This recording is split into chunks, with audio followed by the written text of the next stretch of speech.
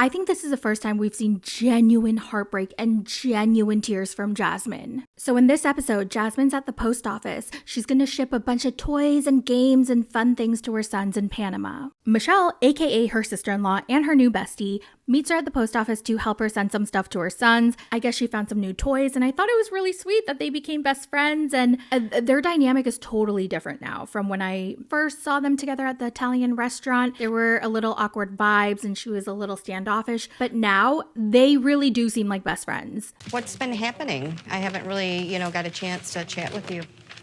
Long story short, Jasmine updates her on what's been going on with her kids, and she tells her that her kids may not be able to come for another 2 years because Gino did the paperwork wrong. So Michelle goes, oh, hell no, you need to get a lawyer. And Jasmine goes, Gino doesn't want to get one. And Michelle goes, I don't care, you need a lawyer. And she's like, yes, I've been trying to tell Gino, but he doesn't want one, it's too expensive, and I don't know what I'm gonna do without my kids, Michelle. And, sorry. I shouldn't be laughing at Jasmine's genuine heartbreak, but it was just a little bit funny.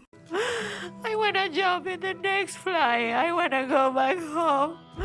It makes me emotional because, obviously, I don't want her to go back to Panama. He needs to try everything so he can show Jasmine that he's serious and that he is going to get her kids here. I 100% agree. Maybe Gino doesn't understand the importance of her children getting here ASAP because he doesn't have any kids. But bro, really? I don't have any kids, and I know it would be the most important thing in the world to get your kids with you as soon as possible. And I know a lot of people are going on and focusing on other things like, oh, she doesn't really care about her kids, or, well, then she shouldn't have spent the $10,000 on her ass implants. Now, I was one of them, okay? I was. But to be fair, she didn't know this was going to be a problem. She thought her kids were going to get here without a problem. Gino said that he did the paperwork and he had brought his prior wife to America without a problem. So she trusted her husband. I'm pretty sure if she knew she needed $5,000 for a lawyer for her kids to come, she wouldn't have gotten the ass implants, or maybe she would have filled up one cheek. I don't know. So let's just stop focusing on the other factors. Right now, she's depressed. She's sad. She's devastated. And she wants her kids with her as soon as possible. And my heart goes out to her. Michelle's like, oh my God, I didn't know Gino was so stubborn. Okay, you know what I'm going to do, Jasmine? I'm going to talk to Dana, my husband, and I'm going to get him to talk to Gino and set him straight. And she's like, oh, that would mean so much to me, Michelle. Thank you so much. And I just thought it was really sad that someone has to convince Gino to help out his wife so she can bring her children here to be with her. That's just messed up.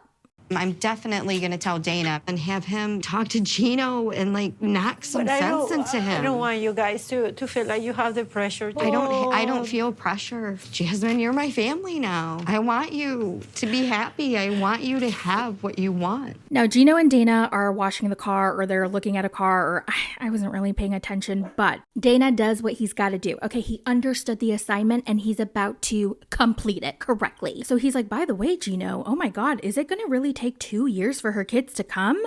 I mean, I know you're trying to save some money, but this might be costing your relationship. Well, do you know how much I've done for her to get her here to this country? I brought her here and she's being very ungrateful. She even said I'd be an unfit dad because of this mistake. Sorry, but I agree with Jasmine here. There's no urgency in him even wanting to get her kids here faster. I think that's weird. That is weird to me.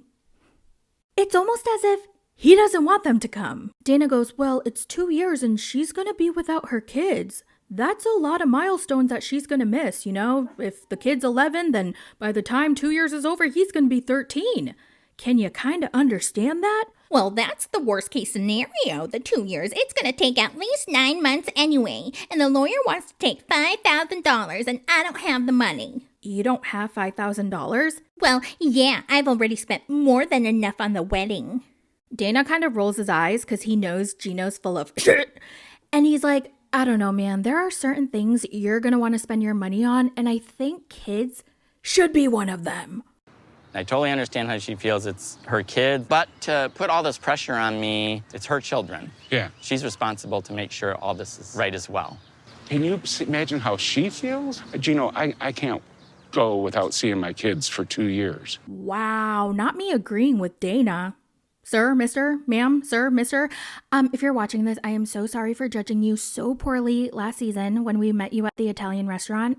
You are clearly 1,000 times better and smarter, and you have a lot more common sense than your loser cousin Gino. You guys, there was a rumor that Jasmine and Gino recently broke up, and I said to myself, there is no way in hell they're broken up. No way. They've gone through so much, and they've had the biggest, nastiest fights on our television screens, and they stay together. So for them to break up after all that, no, I don't believe it. But damn, now that we know about this situation with our kids, I'm starting to believe the rumors might be true, especially if Gino's dead set on not spending $5,000 for an attorney to bring her kids here. Dana goes, Gino, I heard Jasmine's really considering going back to Panama if you don't try to do whatever you can do to get her kids here. And Gino goes, well, she always says that every time we get into a fight. And Dana looks at him dead in the eye and he goes, yeah, but I think she's serious this time. And what does Gino say?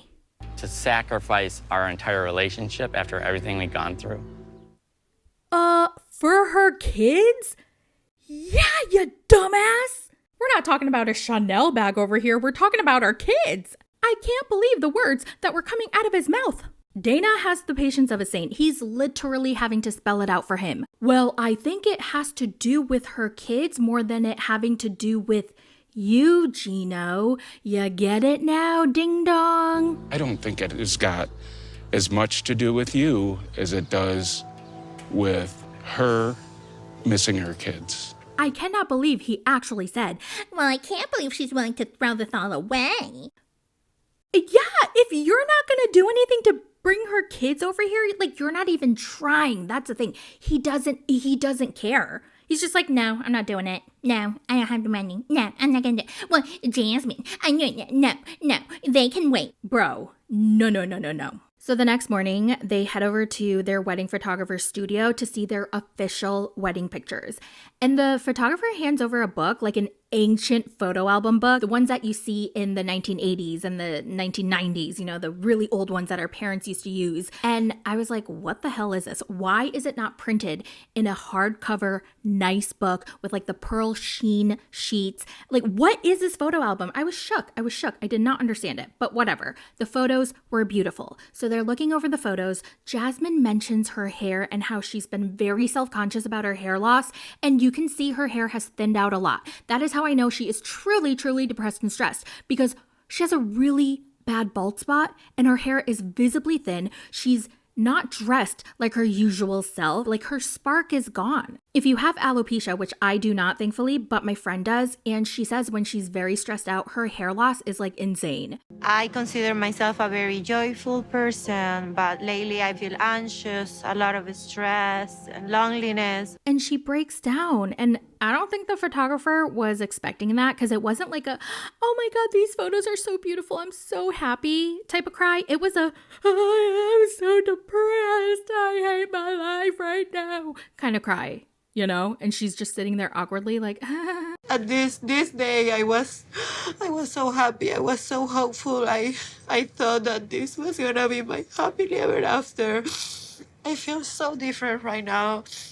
And Jasmine gets up and she's like, I just need a moment, please. And so she walks outside and Gino is just awkwardly sitting there. I'm like, are you going to offer her the lawyer now? Listen, we know Jasmine's made a lot of mistakes and she's cuckoo for Cocoa Puffs, but we don't have to hammer it in over and over again. She is aware, okay? She feels horrible about it. She feels so guilty. She hates herself for the mistakes she's made. I'm such a failure. I want to go back to Panama. Divorce, everything that I promised to my children. There is no happy life in the United States. Everything is over because I have failed, like in all the roles of my life. She's just trying to make things better in the situation that she's in, okay? She's just trying to fix it. And I feel really bad. My heart goes out to her because no matter what, she loves her kids and she wants her kids here with her. And I just hope that they're able to get her over to the United States as soon as possible, because we know, Gino, that you have $5,000, okay? You're just being a cheap ass and you don't want to use it on her kids.